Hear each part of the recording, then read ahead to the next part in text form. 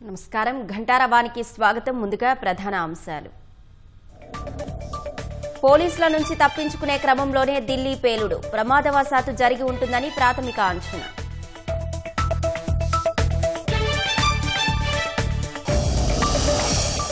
బీహార్లో మళ్లీ ఎన్డీఏకే జైకొట్టిన సర్వేలు స్వాగతించిన బీజేపీ, తోసిపుచ్చిన విపక్షాలు.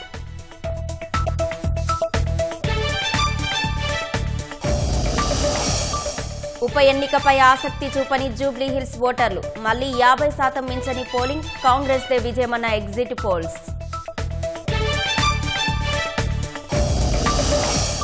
జూబ్లీహిల్స్లో విజయంపై కాంగ్రెస్ ధీమా, మెజారిటీ 20,000 మించదని పార్టీ వర్గాల అంచనా.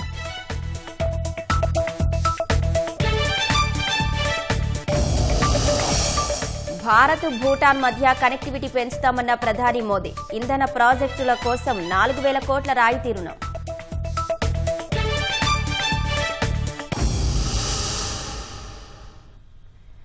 ఎర్రకోట సమీపంలో పేలుడు ఘటనపై వివిధ కోణాల్లో దర్యాప్తు కొనసాగుతోంది. ప్రాథమిక దర్యాప్తులో పేలుడు ప్రమాదవశాత్తు జరిగి ఉంటుందని భావిస్తున్నారు. హర్యానాలోని ఫరీదాబాద్లో పేలుడు పదార్థాలను పోలీసులు పట్టుకోవడంతో వారి నుంచి తప్పించుకునే క్రమంలోనే ఉమర్ నబీ పారిపోతుండగా విస్ఫోటనం చెందినట్టు భావిస్తున్నారు. ఆత్మాహుతి దాడి కోణంలోనూ దర్యాప్తు జరుగుతోంది. ఎర్రకోట సమీపంలో కారులో జరిగిన పేలుడు ప్రమాదవశాత్తు సంభవించినట్లు దర్యాప్తు బృందాలు అనుమానిస్తున్నాయి. హర్యానాలోని ఫరీదాబాద్లో ఉగ్రవాద మాడ్యూల్ను పోలీసులు ఛేదించిన నేపథ్యంలో భయంతో నిందితుడు ఉమర్ నబీ హడావిడిగా పేలుడు పదార్థాలు తరలిస్తుండగా ప్రమాదవశాత్తు అవి విస్ఫోటనం చెందినట్లు దర్యాప్తు అధికారులు భావిస్తున్నారు. ఉగ్రవాద మాడ్యూల్కు సంబంధించి పోలీసులు ఢిల్లీ, ఎన్సీఆర్, పుల్వామా, జమ్మూ కశ్మీర్లో విస్తృతంగా సోదాలు చేస్తున్నారు. పోలీసులకు చిక్కుతాననే భయంతో నిందితుడు కారులో పారిపోతుండగా విస్ఫోటనం జరిగి ఉండొచ్చని అంచనా వేస్తున్నారు. కారులో ఉన్న ఐఈడీని సరిగ్గా అసెంబుల్ చేయలేదని, పూర్తిస్థాయి బాంబు పేలి ఉంటే విధ్వంసం ఇంకా తీవ్రంగా ఉండేదని విశ్లేషిస్తున్నారు. ఘటనా స్థలంలో ఎలాంటి గొయ్యి ఏర్పడలేదు. బాంబుకు సంబంధించిన పదార్థాలు కూడా లభ్యం కాలేదు. కారులో ఉన్నది అమ్మోనియం నైట్రేట్, మరో రకం ఇంధనం, డిటోనేటర్లు అయ్యుండొచ్చని, ఆత్మాహుతి దాడిని తోసిపుచ్చలేమని అన్ని కోణాల్లో దర్యాప్తు చేస్తున్నామని అధికారులు తెలిపారు. ఘటనాస్థలిలో 40కి పైగా నమూనాల్ని సేకరించారు. ల్యాబొరేటరీ పరీక్షల తర్వాత కీలక విషయాలు వెలుగులోకొస్తాయని చెప్పారు. దేశ రాజధాని ఢిల్లీలో సోమవారం పేలుడుకు కారణమైన I-20 కారు అంతకుముందు 11 గంటల పాటు పలు ప్రాంతాల్లో ప్రయాణించినట్లు తేలింది. హర్యానాలోని ఫరీదాబాద్ నుంచి ఢిల్లీకి ప్రయాణించింది. టోల్ ప్లాజాలు, సీసీటీవీ కెమెరాల నుంచి సేకరించిన ఆధారాలతో దర్యాప్తు బృందాలు ఈ నిర్ణయానికొచ్చాయి. ఢిల్లీలో కారు బాంబు పేలుడుకు పాల్పడ్డాడని భావిస్తున్న వైద్యుడు ఉమర్ నబీ జమ్మూ కశ్మీర్లోని పుల్వామా జిల్లా కోయిలి గ్రామానికి చెందినవాడిగా పోలీసులు గుర్తించారు. శ్రీనగర్లోని ఓ కళాశాలలో ఎంబీబీఎస్, ఎండీ మెడిసిన్ పూర్తి చేశాడని చెప్పారు. అనంతనాగ్లో సీనియర్ రెసిడెంట్గా పనిచేసినట్లు గుర్తించారు. హర్యానాలోని ఓ మెడికల్ కాలేజీలో అసిస్టెంట్ ప్రొఫెసర్గా విధులు నిర్వర్తించినట్లు తెలిపారు. బీహార్లో వివిధ సర్వే సంస్థల ఎగ్జిట్ పోల్స్ అన్ని మళ్లీ ఎన్డీఏనే అధికారాన్ని చేజెక్కించుకుంటుందని అంచనా వేశాయి. ఎన్డీఏకు గరిష్టంగా 167 స్థానాలు వస్తాయని మ్యాట్రిక్స్ సర్వే పేర్కొనగా 130 స్థానాల కన్నా తక్కువ రావని అన్ని సర్వే సంస్థలు తెలిపాయి. విపక్ష మహాగఠబంధన్ 100 వరకు స్థానాలు సాధించవచ్చని అంచనా వేసిన సర్వే సంస్థలు జన్ సురాజ్ పార్టీ ప్రభావం ఏమాత్రం ఉండబోదని తెలిపాయి. బీహార్లో 2 విడతల్లో కలిపి 66.90% పోలింగ్ నమోదైందని ఎన్నికల సంఘం ప్రకటించింది. బీహార్లో మరోసారి ఎన్డీఏనే అధికారం చేపడుతుందని అన్ని ఎగ్జిట్ పోల్స్ జోస్యం చెప్పాయి. బీహార్లో మొత్తం 243 స్థానాలకు గాను ఎన్డీఏ 147 నుంచి 167 సీట్లు గెలుస్తుందని మ్యాట్రిక్స్ అంచనా వేసింది. మహాగఠబంధన్ 70 నుంచి 90, జన్ సురాజ్ 0 నుంచి 2, ఇతరులు 2 నుంచి 8 స్థానాలు గెలిచే అవకాశముందని పేర్కొంది. ఎన్డీఏ 145 నుంచి 160, మహాగఠబంధన్ 73 నుంచి 91, జన్ సురాజ్ 0 నుంచి 3, ఇతరులు 5 నుంచి 10 స్థానాలు గెలుస్తారని దైనిక్ భాస్కర్ జోస్యం చెప్పింది. ఎన్డీఏ 133 నుంచి 148, మహాగఠబంధన్ 87 నుంచి 102, జన్ సురాజ్ 0 నుంచి 2, ఇతరులు 3 నుంచి 6 సీట్లలో విజయం సాధిస్తారని పీపుల్స్ ఇన్సైట్ అంచనా వేసింది. ఎన్డీఏ 133 నుంచి 159, మహాగఠబంధన్ 75 నుంచి 101, జన్ సురాజ్ 0 నుంచి 5, ఇతరులు 2 నుంచి 8 స్థానాల్లో విజయం సాధిస్తారని పీపుల్స్ పల్స్ జోస్యం చెప్పింది. ఎన్డీఏ 135 నుంచి 150, మహాగఠబంధన్ 88 నుంచి 103, ఇతరులు 3 నుంచి 6 స్థానాల్లో విజయం సాధిస్తారని జేవీసీ అంచనా వేసింది. ఎన్డీఏ 133 నుంచి 148, మహాగఠబంధన్ 87 నుంచి 102 చోట్ల విజయం సాధిస్తారని పోల్స్ట్రాట్ అంచనా వేసింది. ఎన్డీఏ 130 నుంచి 138, మహాగఠబంధన్ 100 నుంచి 108, ఇతరులు 3 నుంచి 5 స్థానాల్లో విజయం సాధిస్తారని చాణక్య స్ట్రాటజీస్ జోసెన్ చెప్పింది. ఎన్డీఏ 142 నుంచి 162, మహాగఠబంధన్ 80 నుంచి 98, జన్సురాజ్ 1 నుంచి 4, ఇతరులు 0 నుంచి 3 సీట్లు గెలుస్తారని పీమార్క్ అంచనా వేసింది. బీహార్ శాసనసభ రెండో దశ ఎన్నికల్లో మంగళవారం 122 సీట్లకు పోలింగ్ జరగ్గా గతంలో ఎన్నడూ లేని విధంగా 68.79% మంది ఓటు హక్కు వినియోగించుకున్నారు. ఈ నెల 6న తొలి విడతలో 121 స్థానాలకు జరిగిన ఎన్నికల్లో 65.08% పోలింగ్ నమోదైంది. 2 విడతలు కలిపి సగటున 66.90% పోలింగ్ నమోదైంది.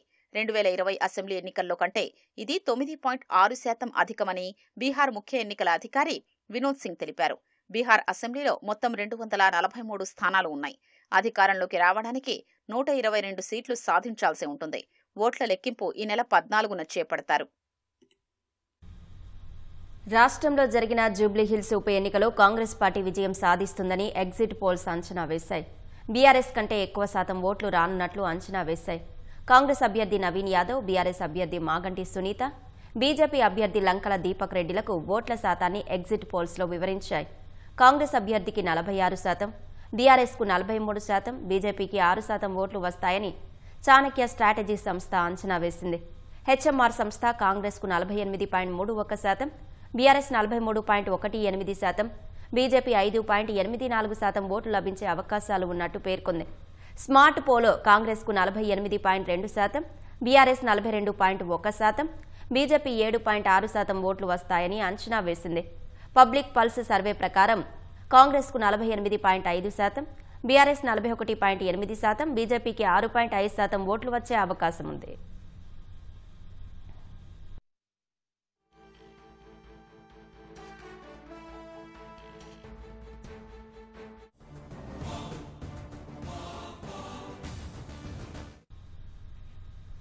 జూబ్లీహిల్స్ ఉప ఎన్నికల్లో తమ అభ్యర్థి నవీన్ యాదవ్ గెలుపు ఖాయమని భావిస్తున్న కాంగ్రెస్ మెజారిటీపై అంచనాలు వేస్తోంది. డివిజన్లు, పోలింగ్ బూతుల వారీగా పోలింగ్ సరళి ఆధారంగా కూడికలు, తీసివేతలు వేసుకుంటోంది. బీఆర్ఎస్ సిట్టింగ్ స్థానం చేజెక్కింతుందని భావిస్తున్న పీసీసీ తమ ప్రభుత్వం అమలు చేస్తున్న సంక్షేమ పథకాలను జనంలోకి తీసుకెళ్లడంలో విజయవంతం అయ్యామని చెబుతోంది. పోలింగ్ రోజున CM, PCC chief, deputy CM Meenakshi నటరాజన్లు గంట గంటకు పర్యవేక్షించారు. రాష్ట్రంలో కాంగ్రెస్ అధికారంలోకి వచ్చినప్పటికీ రాజధాని హైదరాబాద్లో మాత్రం ఆ పార్టీకి ప్రాతినిధ్యం లేదు. అధికార పగ్గాలు చేపట్టిన తర్వాత సికింద్రాబాద్ కంటోన్మెంట్ ఉప ఎన్నిక రాగా అక్కడ కాంగ్రెస్ విజయం సాధించి నగరంలో ఒక స్థానాన్ని చేజిక్కించుకుంది. ఇప్పుడు తాజాగా హైదరాబాద్ నడిబొడ్డున అనుకోకుండా వచ్చిన ఉప ఎన్నికను చేజార్చుకోకూడదని ముఖ్యమంత్రి రేవంత్ రెడ్డి పార్టీ రాష్ట్ర నాయకత్వం నిర్ణయించి ఇందుకోసం ముందస్తు ప్రణాళికలు సిద్ధం చేసింది. అందులో భాగంగా నియోజకవర్గంలో ఉన్న సామాజిక వర్గ ఓటర్లు, అక్కడి పరిస్థితులు తదితర అంశాల్ని బేరీజు వేసుకున్న ప్రభుత్వం పార్టీని బలోపేతం చేయాలని నిర్ణయించింది. ఇందువల్ల ఇప్పటి ఉప ఎన్నికతో పాటు వచ్చే జీహెచ్ఎంసీ ఎన్నికలకు కూడా ఉపయోగకరమని భావించింది.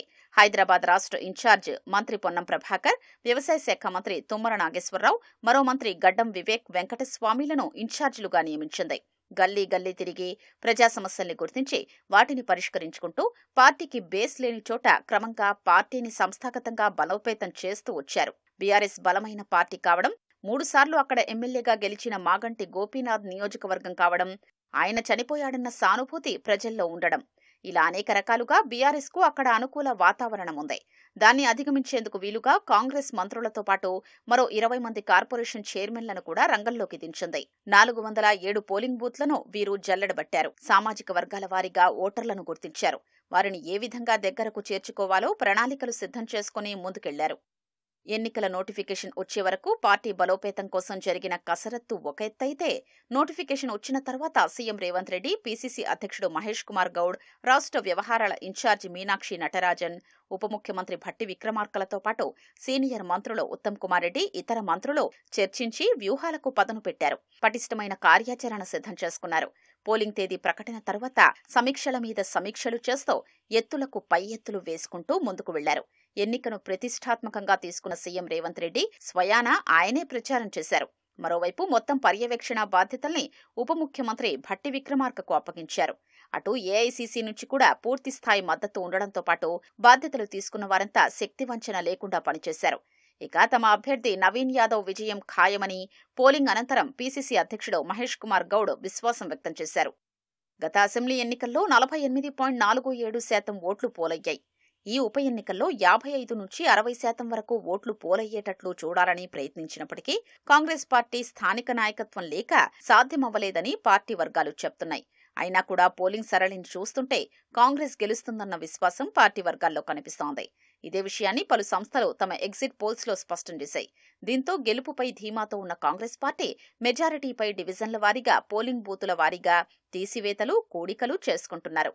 మొత్తం మీద 20,000కు మించి మెజారిటీ వచ్చే అవకాశం లేదని పార్టీ వర్గాలు చెప్తున్నాయి. జూబ్లీహిల్స్ ఉప ఎన్నిక పోలింగ్ జరిగిన తీరుపై బీఆర్ఎస్ తీవ్రంగా మండిపడింది. అధికార కాంగ్రెస్ పార్టీ ఎన్నికల సంఘంతో కుమ్మక్కై అక్రమాలకు పాల్పడిందని ఆరోపించింది. కాంగ్రెస్, బీజేపీ, మజ్లిస్ పార్టీలు కలిసినప్పటికీ ప్రజలు కేసీఆర్ను కోరుకుంటున్నారని, ఉప ఎన్నికల్లో పార్టీ గెలుపు ఖాయమని అంటోంది. సిట్టింగు స్థానమైన జూబ్లీహిల్స్ ను తిరిగి నిలబెట్టుకునేందుకు ఉప ఎన్నికలో భారత రాష్ట్ర సమితి పార్టీ తీవ్రంగా శ్రమించింది. అయితే పోలింగ్ జరిగిన తీరుపై ఆ పార్టీ తీవ్రంగా మండిపడుతోంది. ప్రజాస్వామ్యాన్ని ఖూనీ చేశారని, అధికార కాంగ్రెస్ పార్టీ ఎన్నికల్లో ఓడిపోతామన్న భయంతో అడ్డదారులు తొక్కారని ఆరోపిస్తోంది. కోట్ల రూపాయలను యథేచ్ఛగా వెదజల్లి ఓటర్లను ప్రలోభాలకు గురిచేశారని గులాబీ పార్టీ ఆరోపిస్తోంది. ఎన్నికల కమిషన్ కూడా పూర్తిగా చేతులెత్తేసిందని, కళ్ల ముందే అక్రమాలు, డబ్బుల పంపిణీ జరుగుతున్నప్పటికీ కనీసం పట్టించుకోలేదని ఆరోపించింది. తాము పక్కా సాక్ష్యాలతో పదే పదే ఫిర్యాదులు చేసినప్పటికీ ఏమాత్రం చలనం లేదని, అధికార యంత్రాంగం పూర్తిగా కాంగ్రెస్ పార్టీకి అనుకూలంగా వ్యవహరించిందని మండిపడుతోంది. రేవంత్ రెడ్డికి ప్రజలపైన నమ్మకం పోయి, కాంగ్రెస్ ప్రభుత్వానికి ప్రజలపైన నమ్మకం పోయి ఇవాళ బోగస్ ఓటర్ల పైన ఇవాళ ఆధారపడేటువంటి పరిస్థితి. ఈ ప్రభుత్వానికి ఉన్నటువంటి ఒక రాజ్యాంగంపై నమ్మకలేనితనానికి ఇది ఒక మచ్చుతునకైంది. పారామిలిటరీ ఫోర్సెస్ పెట్టండి అని నెత్తి మీద నోరు పెట్టుకుని అడిగినాం మేము. No paramilitary force, no police. మొత్తం యంత్రాంగం అంతా కూడా ఇవాళ ప్రభుత్వానికి పేరోల్ మీద ఉన్నట్టుగా వ్యవహరించినారు. కుట్రలు, కుతంత్రాలు, కక్షలు, కార్పణ్యాలు, డబ్బులు, రౌడీజం, బెదిరింపులు ఇన్ని చేసినప్పటికీ కూడా ప్రజలు పెద్ద ఎత్తున కేసీఆర్ గారిని కోరుకున్నారు, కేటీఆర్ గారిని కోరుకున్నారు. ఎట్టి పరిస్థితుల్లో బీఆర్ఎస్ పార్టీ గెలవాలా అని చెప్పని కోరుకున్నారు. దాదాపుగా ఒక 3-4 నెలల ముందరే రేవంత్ రెడ్డి ప్రభుత్వం, ఎన్నికల కమిషన్ రెండు కలిసి కుట్ర పన్నిన అనేది చాలా క్లియర్ గా అర్థమవుతున్నది. సరిగ్గా 40 రోజుల క్రితం కేటీఆర్ గారు, తర్వాత చాలా మంది సీనియర్ నాయకులు అందరం కూడా కలిసి 20,000 బోగస్ ఓట్లు సృష్టించుకున్నారు కాంగ్రెస్ వాళ్ళు. ఈ బోగస్ ఓట్లతోని ఈ ఎన్నికల్లో గెలవాలని చూస్తున్నారని చెప్పేసి ఎన్నికల కమిషన్ అయితే ఎలక్షన్లు నిర్వహించాలో నిష్పక్షపాతంగా ఆ ఎన్నికల కమిషన్ కు కంప్లైంట్ చేస్తే ఇంతవరకు చీఫ్ ఎలక్టోరల్ ఆఫీసర్ ఒక్క బోగస్ ఓటర్ను కూడా పట్టుకోలేకపోయింది. అది ఈ కుట్రకు మొట్టమొదటి సంకేతం. ముఖ్యమంత్రి రేవంత్ రెడ్డి సహా కాంగ్రెస్ నాయకులు ఓటమి భయంతో వ్యవహరించారని, ఆ భయమే నిజమవుతుందని బీఆర్ఎస్ నేతలు అంటున్నారు. కాంగ్రెస్, బీజేపీ, మజ్లిస్ కలిసినా కూడా ప్రజలు కేసీఆర్ వైపే ఉన్నారని, బీఆర్ఎస్ మంచి మెజారిటీతో గెలుస్తుందని విశ్వాసం వ్యక్తం చేస్తున్నారు. సైలెంట్ ఓటింగ్ నమోదైందని, అది తమకు లాభిస్తుందని చెప్తున్నారు. దాదాపు అన్ని ఎగ్జిట్ పోల్ అందరూ కూడా 5 to 6% తోని కాంగ్రెస్ గెలుస్తుందని ఇస్తా ఉన్నారు. అదే 5 to 6% తోని టీఆర్ఎస్ పార్టీ గెలవబోతా ఉంది. ఎందుకంటే ఎగ్జిట్ పోల్స్ లో ఇచ్చిన వాళ్ళు సర్వే ఓట్లు వేసిన వాళ్ళు బయటకు వచ్చి వీళ్ళ అరాచకాలకు దానికి భయపడి లోపల టీఆర్ఎస్ పార్టీ కారు గుర్తు కొట్టేసినా బయటకు వచ్చి కాంగ్రెస్ కొట్టేసిన చెప్పింటారు. కాబట్టి ఈ యొక్క ఎగ్జిట్ పోల్స్ ఇట్లా వచ్చినాయి. ఖచ్చితంగా ఈ ఎన్నిక బీఆర్ఎస్ పార్టీ గెలవబోతా ఉంది. ప్రజలు కాంగ్రెస్ బుద్ధి చెప్తా ఉన్నారు. మీరు ఎన్ని అరాచకాలు చేసినా, ఎంత పెట్టినా, ఎంత మాయమాటలు చెప్పినా, ఎంత డ్రామాలు చేసినా, పూర్తిగా బీజేపీ కాంగ్రెస్ కలిసి పనిచేసినా, ఇది ఒక గమ్మత్తైన ఎలక్షన్. ఏదంటే బీజేపీ, కాంగ్రెస్, ఎంఐఎం కలిసి పనిచేసిన ఒకటి, ముగ్గురు కలిసి పనిచేస్తే కూడా ఈరోజు ప్రజలు టీఆర్ఎస్ వైపు ఉన్నారు. పార్టీ అంతర్గత సర్వేలు అనుకూలంగా ఉన్నాయని నేతలు చెప్తున్నారు. డివిజన్ల వారీగా పోలైన ఓట్లు, అక్కడి పరిస్థితులపై నేతలు అంచనా వేసుకుంటున్నారు. గత నెల రోజులుగా మాగంటి సునీత, గోపీనాథ్ గెలుపు కోసం శక్తి వంచన లేకుండా పనిచేసిన పార్టీ నేతలు, కార్యకర్తలకు బీఆర్ఎస్ కార్యనిర్వాహక అధ్యక్షుడు కేటీఆర్ కృతజ్ఞతలు తెలిపారు. జూబ్లీహిల్స్ ఉప ఎన్నికపై బీఆర్ఎస్ ఆరోపణలు, విమర్శలను మంత్రి వాకిటి శ్రీహరి తోసిపుచ్చారు. బీఆర్ఎస్ నాయకులు రాజ్యాంగం గురించి మాట్లాడటం దెయ్యాలు వేదాలు వల్లించినట్టు ఉందని మంత్రి ఎద్దేవా చేశారు. 10 ఏళ్లు అధికారంలో ఉన్నప్పుడు ప్రజాస్వామ్యాన్ని ఆ పార్టీ కూనీ చేసిందని ఆరోపించారు. గతంలో కనీసం మాట్లాడితే అక్రమ అరెస్టులు చేసేవారని మంత్రి విమర్శించారు. జూబ్లీహిల్స్లో ప్రజల తీర్పు బీఆర్ఎస్కు అనుకూలంగా లేదని తెలిసి ప్రభుత్వంపై దుమ్మెత్తి పోసే ప్రయత్నం చేస్తున్నారని మంత్రి శ్రీహరి ఆరోపించారు. ఓడిపోతున్నామనేటువంటి భయంతో భ్రమతో ఇక తెలంగాణ ప్రజలు గతంలో 2023 డిసెంబర్లో ఇంటికి పంపించింది. తర్వాత పార్లమెంట్ లో డిపాజిట్ రాకుండా చేసింది. ఈ బై ఎలక్షన్స్ లో మొన్న కంటోన్మెంట్ లో ఇంటికి పంపించింది. ఇప్పుడు ఇది కూడా పంపిస్తే ప్రజలు ఎక్కడ నమ్మలేము మమ్మల్ని అనేటువంటి ఒక అభద్రతా భావంతో మాట్లాడుతున్న మాటలు తప్ప ఎక్కడ కూడా ఈ మాటలలో పసలేదు. కాబట్టి కొద్దిగా మనం మాట్లాడేటప్పుడు గతంలో మనం కూడా ఏం చేసినాం, మనం చేసిందని వీళ్ళు చేస్తున్నారేమో అట్లా అని చెప్పి వాళ్ళు అనేద్దాం అనేటువంటి మాటలో ఉంటే ప్రజలు నవ్వుకుంటారు. ఒకసారి ఆలోచన చేయాలి.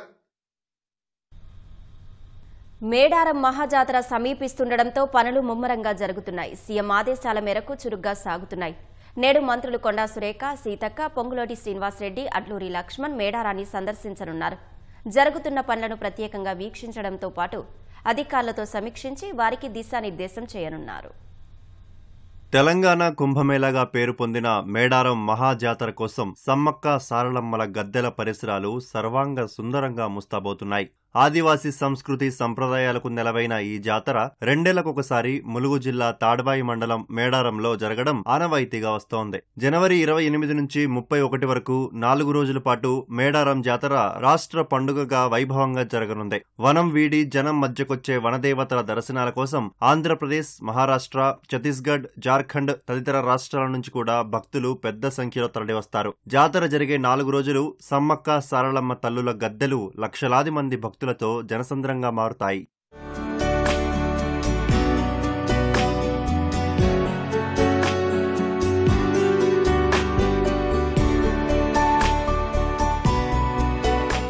గద్దెల విస్తరణ, ప్రాంగణ పునర్నిర్మాణ పనులకు ప్రభుత్వం 2 నెలల క్రితమే శ్రీకారం చుట్టింది. ఇప్పటికే రూపకల్పన చేసిన పునర్నిర్మాణ డిజైన్ల మేరకు పనులు ముమ్మరంగా సాగుతున్నాయి. తోపులాటలు, తొక్కిసలాటలకు ఆస్కారం లేకుండా గద్దెల ప్రాంగణాన్ని సువిశాలంగా తీర్చిదిద్దుతున్నారు. 120 కోట్లతో చేపడుతున్న ఈ పనుల్లో పగిడిద్దరాజు, గోవిందరాజు గద్దెల పునర్నిర్మాణ పనులు 90% వరకు పూర్తి చేశారు. ప్రాంగణం విస్తీర్ణంలో భాగంగా 3 వైపులా పునాది నిర్మాణం చివరి దశకు చేరుకుంది. పనులకు వర్షాలు ఆటంకం కలిగించినా ఆ తర్వాత నుంచి పనులు చకచకా జరుగుతున్నాయి. 15 రోజుల్లో గద్దెల ప్రాంగణ పునర్నిర్మాణ ముఖ్య పనులు పూర్తి చేయనున్నారు.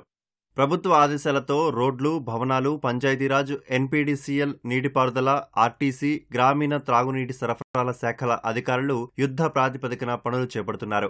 మేడారంతో పాటు రెడ్డిగూడెంలో సుమారు 4 మీటర్ల పొడవుతో రోడ్లకు ఇరువైపులా 4 కోట్లతో డ్రైనేజీ నిర్మాణం చేపట్టారు. ట్రాఫిక్ సమస్యలు తలెత్తకుండా మేడారంలో ప్రధాన రహదారులను 4 వరుసలుగా విస్తరిస్తున్నారు. తాడ్వాయి, మేడారం మార్గంలో 4 చిన్న వాగులపై 1,30,00,000 రూపాయలతో కల్వర్టుల నిర్మాణాలు చేపడుతున్నారు. అభివృద్ధి పనులను ఇప్పటికే పలుమార్లు సమీక్షించిన జిల్లా ఇన్ఛార్జి మంత్రి పొంగులేటి శ్రీనివాసరెడ్డి ఇవాళ మరో దఫా మేడారానికి రానున్నారు. మంత్రులు అడ్లూరి లక్ష్మణ్, సీతక్క, కొండా సురేఖలతో కలిసి అభివృద్ధి పనులను పరిశీలించనున్నారు. అనంతరం అధికారులతో పనుల పురోగతిపై సమీక్షించి 90 రోజుల్లోనే పూర్తి కావాలన్న లక్ష్యం మేరకు పనులు సాగేలా అధికారులకు దిశానిర్దేశం చేయనున్నారు. వేములవాడ రాజరాజేశ్వర స్వామి ఆలయంలో స్వామివారి దర్శనం అధికారులు నిలిపివేశారు. ఆలయ ప్రధాన గేటుకు తాళం వేసి రక్షణ కోసం రేకులు ఏర్పాటు చేశారు. అర్చకులను, ఆలయ సిబ్బందిని మాత్రమే లోనికి అనుమతిస్తున్నారు. ముందస్తు ప్రకటన లేకుండా దర్శనాలు నిలిపివేయడంతో భక్తులు తెల్లవారుజామున ఆలయ ప్రధాన ద్వారం గేటు ఎదుట నిరీక్షించారు. భక్తుల కోసం రాజన్న ఆలయం ఎదుట ప్రచార రథం, ఎల్ఈడీ తెరపై స్వామివారి దర్శనం కల్పిస్తున్నారు. కాగా ఆలయ విస్తరణ అభివృద్ధిలో భాగంగా ఇప్పటికే పలు కట్టడాలను కూల్చేసి పనులు కొనసాగిస్తున్నారు. అర్చకులు రాజన్నకు ఏకాంతంగా సుప్రభాత సేవ నిర్వహించారు. భక్తులకు భీమేశ్వర ఆలయంలో దర్శనాలు కల్పిస్తున్నారు. ఆలయం ఎదుట పోలీసులతో బందోబస్తు నిర్వహిస్తున్నారు. ఇందిరమ్మ ఇండ్ల లబ్ధిదారులకు మరో 202,90,00,000 రూపాయలు విడుదల చేసినట్లు housing corporation MD VP Gautam తెలిపారు. నిర్మాణ దశలకు అనుగుణంగా ప్రతి సోమవారం బిల్లులు విడుదల చేస్తున్నట్లు ఎండీ పేర్కొన్నారు. ఈ వారం 18,247 మంది లబ్ధిదారులకు 202,90,00,000 రూపాయలు విడుదల చేసినట్లు పేర్కొన్నారు. బేస్మెంట్ స్థాయి నిర్మాణాలు 4,615, గోడలు పూర్తయిన 8,517, స్లాబ్ వేసిన 5,115 ఇండ్లు ఉన్నాయని గౌతమ్ వివరించారు. ఇందిరమ్మ ఇళ్ల పథకంలో ఇప్పటి వరకు 2,900 కోట్ల రూపాయలు విడుదల చేసినట్టు గౌతమ్ వెల్లడించారు. రాష్ట్ర వ్యాప్తంగా 2,33,069 ఇళ్లు ప్రారంభమయ్యాయని, వాటిలో 90,613 బేస్మెంట్, 41,212 గోడలు, 37,400 స్లాబ్ పూర్తయ్యాయని తెలిపారు. ఆయిల్ ఫామ్ ఉత్పత్తిలో రాష్ట్రాన్ని దేశంలోనే అగ్రస్థానంలో నిలపాలనే లక్ష్యంతో ప్రభుత్వం పనిచేస్తోందని వ్యవసాయ శాఖ మంత్రి తుమ్మల నాగేశ్వరరావు అన్నారు.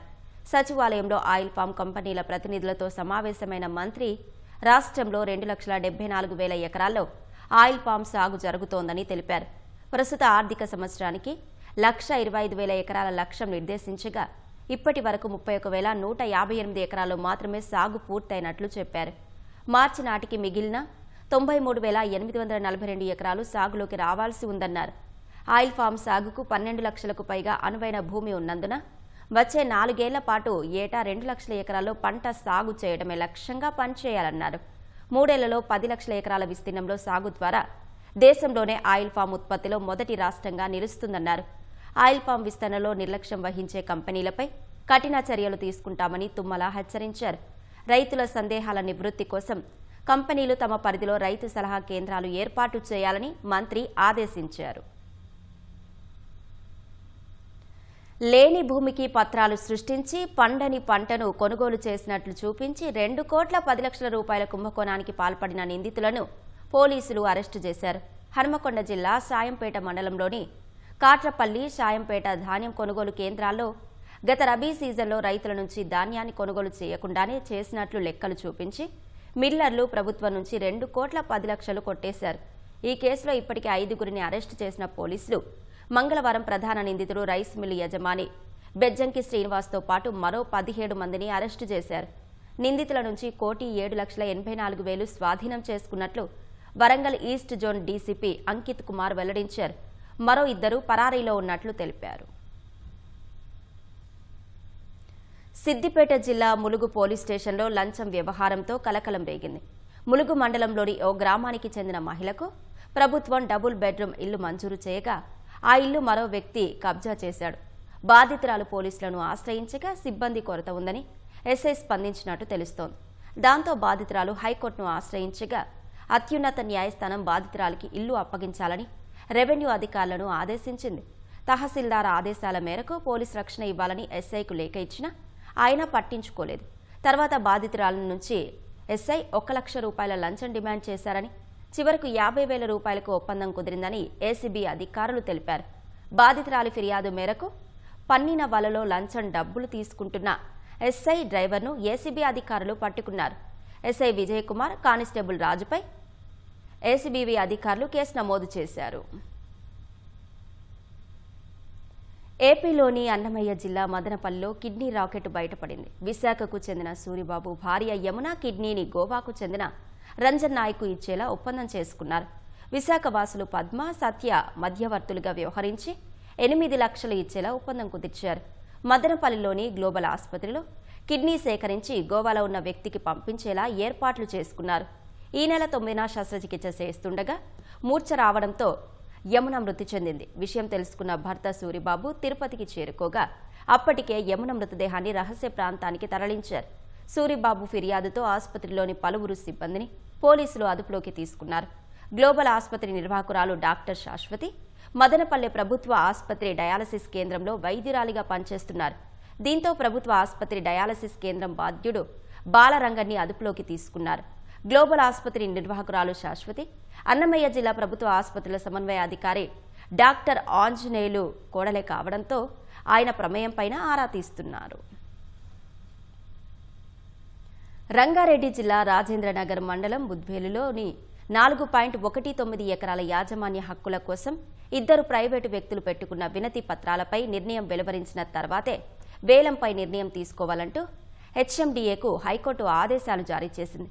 హక్కులపై వారు పెట్టుకున్న వినతి పత్రంపై డిసెంబర్ 12లోగా నిర్ణయం తీసుకోవాలని కలెక్టర్ను ఆదేశించింది. ఈ ఉత్తర్వులను 15లోగా వారికి అందజేయాలని, డిసెంబర్ 31 తర్వాత నిర్ణయం తీసుకోవాలని ఆదేశించింది.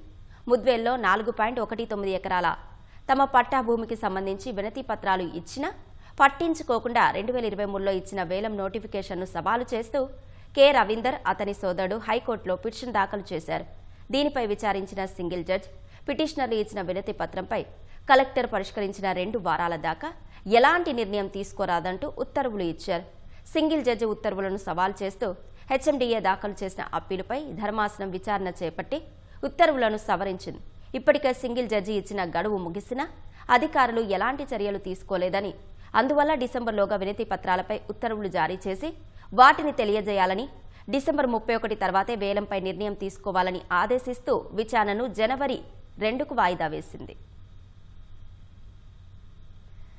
జయశంకర్ భూపాలపల్లి జిల్లా భూపాలపల్లి పోలీస్ స్టేషన్లో బీఆర్ఎస్ మాజీ ఎమ్మెల్యే గండ్ర వెంకట రమణారెడ్డి, గండ్ర జ్యోతి, గండ్ర గౌతమ్ రెడ్డిలపై నమోదైన కేసులో దర్యాప్తులో జాప్యంపై పోలీసులను హైకోర్టు నిలదీసింది. జనవరిలో ఎఫ్ఐఆర్ దాఖలైతే ఇప్పటి వరకు ఛార్జిషీట్ ఎందుకు దాఖలు చేయలేదని ప్రశ్నించింది. కొంపల్లిలోని గోరెంట్ల చెరువు శిఖం భూమిలో అక్రమంగా నిర్మిస్తున్న ఆలయానికి కలెక్టర్ నిధులు ఎలా మంజూరు చేస్తారని ప్రశ్నించింది. పిటిషన్ ఉపసంహరణకు కూడా అనుమతించలేమని తేల్చి చెప్పింది. సర్వే నెంబర్ 209లో 2 ఎకరాల చెరువు శిఖం భూమిలో అధికారులను బెదిరించి వెంకటేశ్వర స్వామి ఆలయం, వాణిజ్య సముదాయం నిర్మాణం చేపట్టడంపై ఇచ్చిన ప్రైవేటు ఫిర్యాదు ఆధారంగా నమోదైన కేసును కొట్టివేయాలంటూ గండ్ర వెంకట రమణారెడ్డి, ఆయన కుటుంబ సభ్యులు పిటిషన్ దాఖలు చేశారు. పిటిషనర్ తరపు న్యాయవాది వాదనలు పూర్తి చేస్తూ ఫిర్యాదుదారు మృతి చెందారని, దర్యాప్తు పూర్తి కాలేదన్నారు. ఏపీపీ వాదనలు వినిపిస్తూ దర్యాప్తు కొనసాగుతోందని, అధికారుల నుంచి పత్రాలు అందకపోవడంతో జాప్యం జరుగుతోందన్నారు. దీనిపై న్యాయమూర్తి స్పందిస్తూ ఇందులో కలెక్టర్ పాత్ర ఉందని, ఇందువల్ల ఎప్పటికీ పత్రాలు అందవన్నారు. పిటిషన్ల ఉపసంహరణకు అనుమతించలేమని, దర్యాప్తు వివరాలు చెప్పాలంటూ విచారణను ఈ నెల 18వ తేదీకి వాయిదా వేశారు.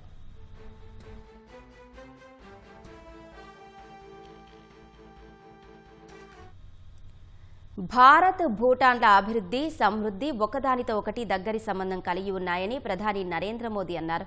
2 దేశాల మధ్య కనెక్టివిటీని పెంచడంపై మరింత దృష్టి సారిస్తామని చెప్పారు. భూటాన్ పర్యటనలో భాగంగా మంగళవారం 1220 మెగావాట్ల సామర్థ్యం గల జల విద్యుత్ ప్రాజెక్టు పునఃసంగ్సు 2ను ఆ దేశ రాజు జిగ్మే కేసర్తో కలిసి ప్రధాని మోదీ ప్రారంభించారు. ఈ ప్రాజెక్టు నిర్మాణానికి భారత్ సాయం అందించింది. ప్రాజెక్టు నుంచి ఉత్పత్తి అయ్యే విద్యుత్తును 2 దేశాలకు సరఫరా చేయనున్నారు.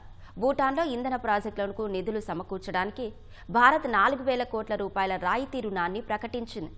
భారత్ భూటాన్ భాగస్వామ్యానికి ఇంధన సహకారం కీలక స్తంభంగా ఉందని మోదీ తెలిపారు.